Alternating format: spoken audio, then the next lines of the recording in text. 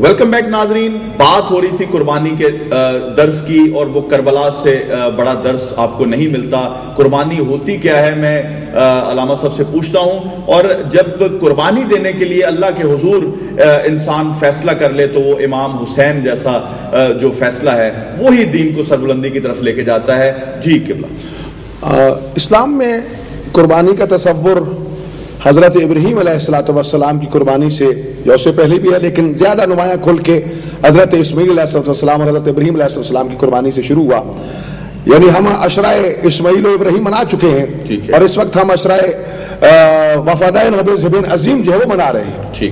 مسلمان حضرت اسماعیل علیہ السلام کی قربانی کو زندہ رکھنے کے لیے ہر سال لاکھوں جانور ذبح کر دیتے ہیں. جب ان سے پوچھا جائے کہ یہ زیادہ نہیں ہے مال کا، کہتے نہیں، قربانی اتنی عظیم ہے کہ اس کو زندہ رکھنے کے لیے سب کچھ قربان کر دیا جائے تو پھر بھی اس کا حق ادا نہیں ہوتا. حالانکہ وہاں اسماعیل علیہ السلام ذبح نہیں ہوئے، ان کی جگہ پہ جانور ذبح ہو گیا. اللہ نے اس کا فدیہ عظیم قرار دیا امام حسین علیہ السلام کی قربانی کو. تو ہمیں یہ چاہیے کہ کربلا کی قربانی کو بھی یاد رکھیں. اس قربانی میں بڑا فرق ہے. اس قربانی کی پوزیشن یہ تھی کہ صرف اللہ کے حکم پہ اسماعیل علیہ السلام کے گلے پہ چھری رکھی، لیکن یہاں چھری خود نہیں رکھ رہے. یہاں ایک قربانی نہیں 72 قربانیاں دی جا رہی ہیں. وہاں حضرت اسماعیل کی ماں موجود نہیں ہے، بہنیں موجود نہیں ہیں، بیٹیاں موجود نہیں ہیں، لیکن اس میدان میں ہم دیکھتے ہیں کہ امام حسین علیہ السلام کی بہن بھی موجود ہے، بیٹیاں بھی موجود ہیں، بھانجیاں بھی موجود ہیں، بھانجے بھتیجے بھی موجود ہیں. یعنی یہ ساری چیزیں موجود ہیں. اور پھر اس طرح اللہ کے دین کے لیے قربانی دینا اور قرآن کی اس آیت کی عملی تفسیر واقع ہونا کہ وَلَا نَبْلُوَنَّكُم بِشَيْءٍ مِّنَ الْخَوْفِ وَالْجُوعِ وَنَقْصٍ مِّنَ الْأَمْوَالِ وَالْأَنفُسِ وَالثَّمَرَاتِ وَبَشِّرِ الصَّابِرِينَ الَّذِينَ إِذَا أَصَابَتْهُمْ مُصِيبَةٌ قَالُوا إِنَّا لِلَّهِ وَإِنَّا إِلَيْهِ رَاجِعُونَ. اس آیت کا مکمل کوئی مصداق ہمیں دنیا میں نظر آتا ہے تو وہ قربانی کربلا ہے.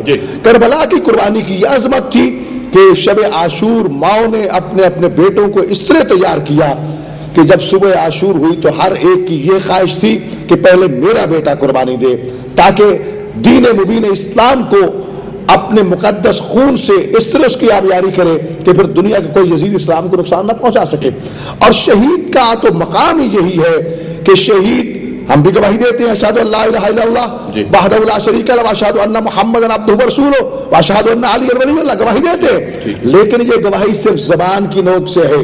شہید جب گواہی دیتا ہے تو اپنے خون کے قطروں سے خدا کی توحید، رسول کی رسالت، رائے معصومین کی امامت کی گواہی اس طرح رقم کرتا ہے کہ پھر اس گواہی کو کوئی مٹا نہیں سکتا. اور یہی وجہ ہے کہ بنی امیہ کے گماشتوں نے یہ سمجھا تھا کہ ہم نے کربلا کے صحرا میں امام حسین کا خون ناک بہا دیا ہے، یہ خون یہیں دفن ہو جائے گا، کسی کو کیا پتا کیا ہوا کیا نہیں ہوا. لیکن سید شہداء کے خون کو سار اللہ کہا گیا کہ یہ اللہ کا خون ہے، اور ہر روز اس میں اضافہ ہوتا جا رہا ہے. خلد بری میں وہ خون موجود ہے، اس میں کمی نہیں ہوتی. اور اس میں جتنے بھی شہداء مشن اسلام کے لیے قربانی دیتے ہیں وہ خون اس میں شامل ہوتا جا رہا ہے.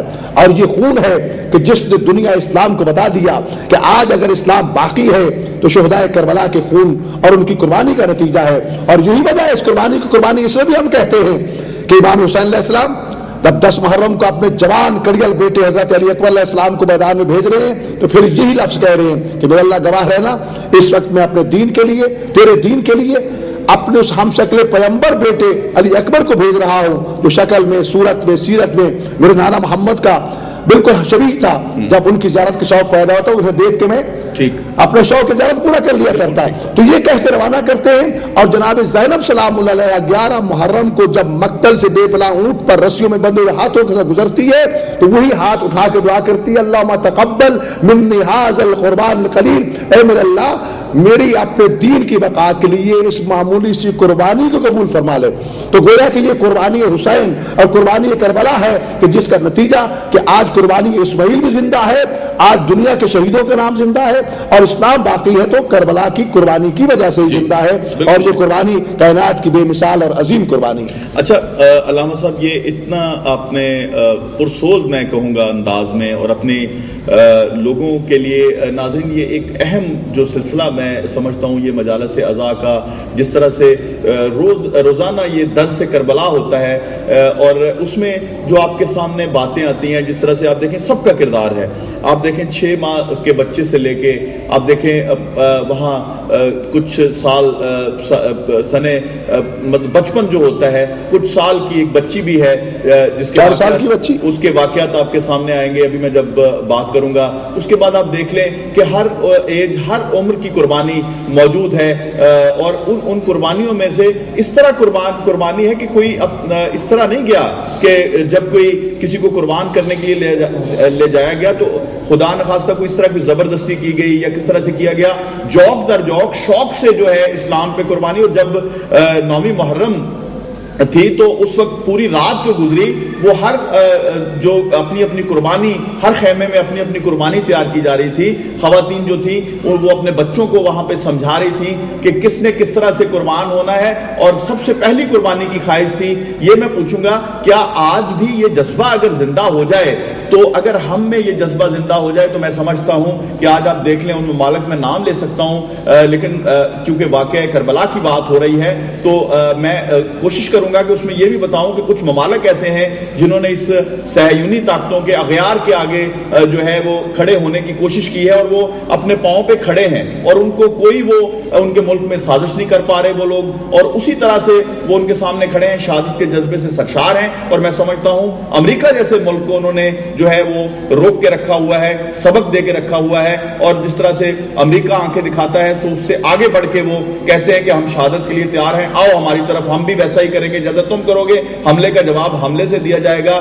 تو کربلا میں کچھ ایسا تھا جو آپ کو بتانے جا رہے ہیں علامہ حسین اکبر صاحب کہ وہاں پہ جو قربانیاں جس طرح سے تیار ہو رہی تھی کہ امام حسین اور دین کے لیے کس طرح سے قربان ہونا ہے، اور عزیز سے عزیز تر قربانی خواتین نے پیش کی کربلا میں. اور یہ جذبہ کیا تھا، یہ آج کیوں نہیں ہے، یہ میں پوچھتا ہوں. جی یقیناً کربلا کی ماؤں کا کردار دنیا میں بے مثال کردار ہے.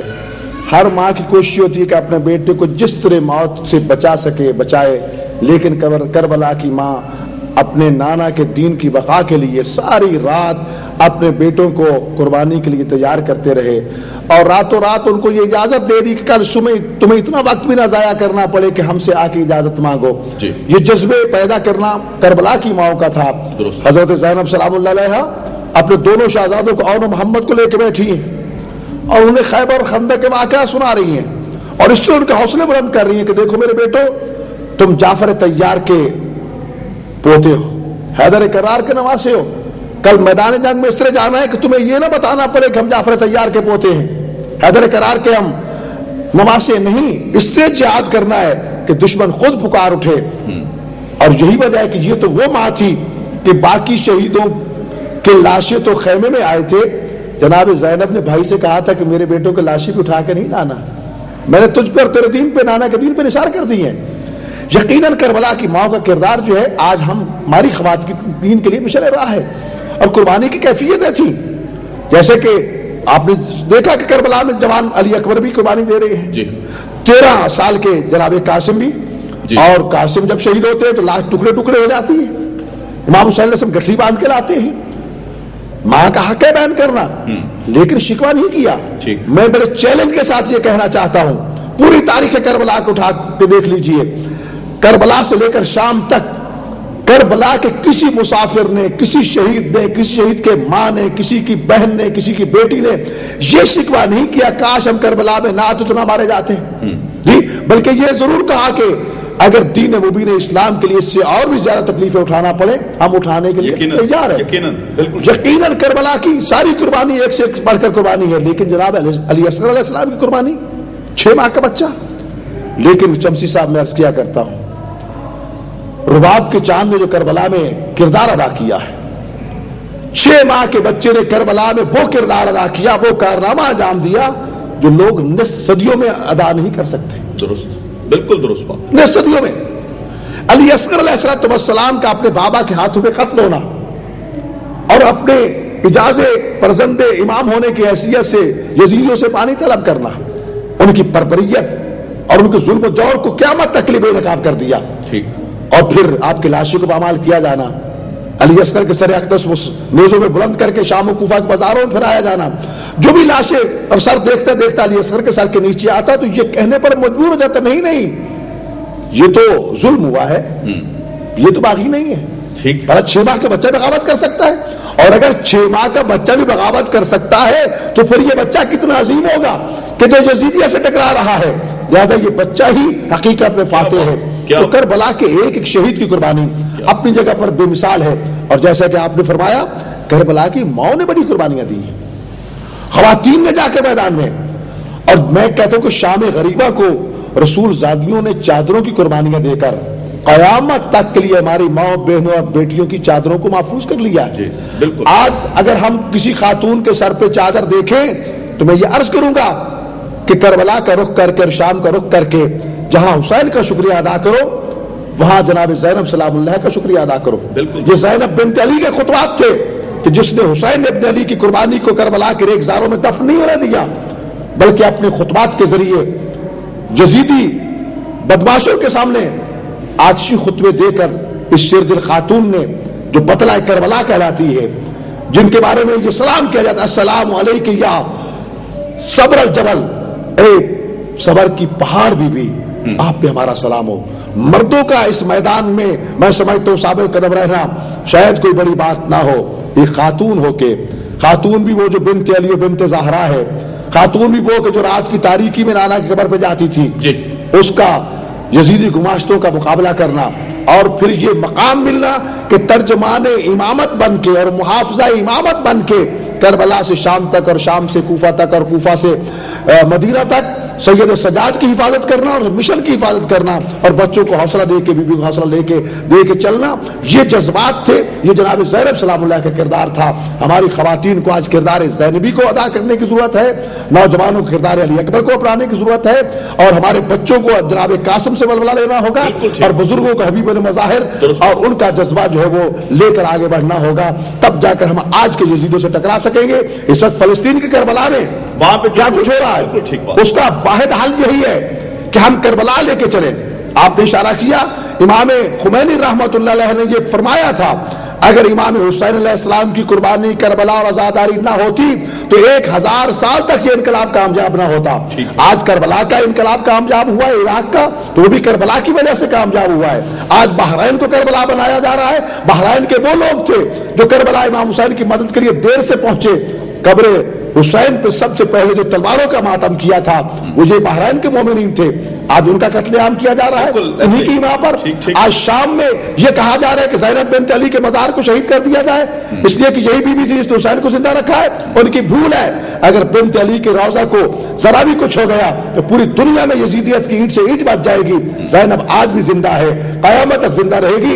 ہماری خواتین کو کردار زینبی اپنانے کی ضرورت ہے.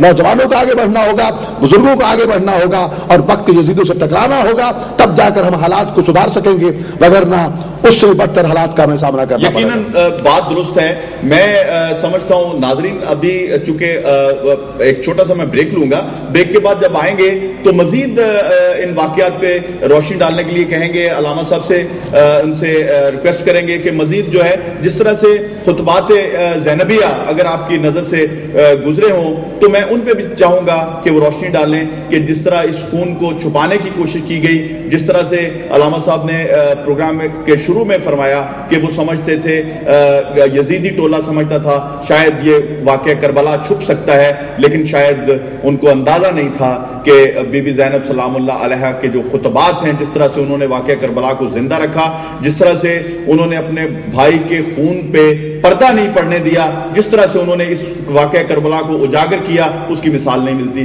بریک کے بعد بات کرتے ہیں، ہمارے ساتھ رہیے گا.